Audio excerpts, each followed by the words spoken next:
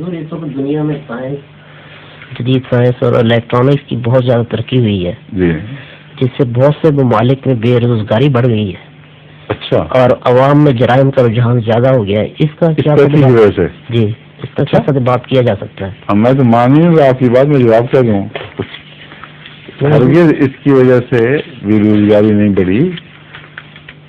اگر بڑی ہے تو ایک وقتی فیز کے طور پر اسی طرح بڑی ہے جس طرح اس سے پہلے بہت وسیع پیمانے پر انڈسٹری کا دور شروع ہوتے وقت بڑی تھی اور رائٹس ہو گئے تھے اس زمانے میں. بڑے بڑے احتجاج کیے گئے گلیوں میں یورپ میں کہ تم نے جو مشین کپڑا بننے کی بنا لی ہے، یہ جولاہے کہاں جائیں گے بیچارے جو جن کی کمائی جن کی ہاتھ کی روزی یہ تھی کہ کھڈیوں پہ کپڑا بناتے تھے. جب کھڈیاں بنی ہوں گی تو اس میں بڑے احتجاج ہوئے ہوں گے. جب تک وہ ہاتھ سے نہ بناؤ اس وقت تک زیادہ مزدور نہیں امپلائی ہوتے. تو یہ ایک وقتی صدمہ ہوتا ہے جو اس دور کے بعد ہمیشہ امپلائمنٹ کے مواقع کو بڑھاتا ہے، کم نہیں کرتا. چنانچہ یہ جو انڈسٹری ڈیولپ ہوئی ہے ٹیکسٹائل کی، اس انڈسٹری نے بعد میں نشو و نما پا کر اس سے ملتی جلتی بہت سی سائنسز میں ورکرز کی مانگ پیدا کر دی.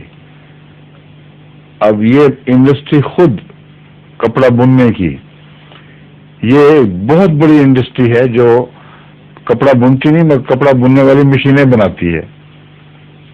اور کپڑا بننے والی مشینیں بنانے نے پھر مانگ پیدا کی بہت سی سائنسز ہیں جن کا اس کے ساتھ تعلق پیدا ہو جاتا ہے. پھر خود ملز کی انڈسٹری نے بڑے کو تعلیم کی شاخیں نئی پیدا کرنے میں معاونت میں مدد کی. اس کی وجہ سے نئی تعلیم کی شاخیں ایجاد ہوئیں اور ان میں کام ہوا. تو جو وقتی صدمہ تھا چند سالوں کی بات، یہ 15-20 سال کی بات، وہ گزر گیا اور اس کے بعد بہت بڑی بڑی رحمتیں اور نعمتیں اس کے عقب میں انسان نے حاصل کی. تو ترقی بذات خود بالآخر کبھی نقصان کا موجب نہیں بنتی، بلکہ دو ترازو کے جو پلڑے ہیں ان میں آپ ڈال کے دیکھیں تو نقصان معمولی اور چند روزہ ہوتا ہے اور فوائد دائمی اور زیادہ وسیع ہوتے ہیں.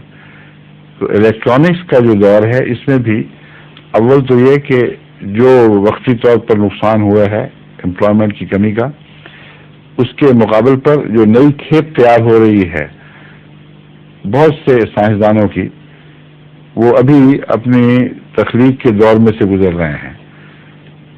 اس مضمون نے بہت سے نئے علوم جاری کر دیے ہیں، نئی ضرورتیں پوری پیدا کر دی ہیں.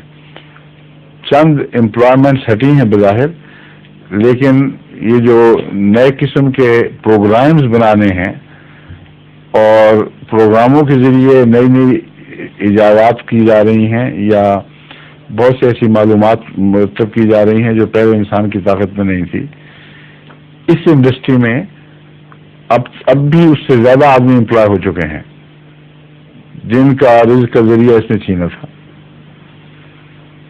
بہت بڑی تعداد ہے کام کرنے والوں کی جو مل کے ایک چپ بناتے ہیں. چپ تو اتنی سی جگہ میں آ جاتا ہے.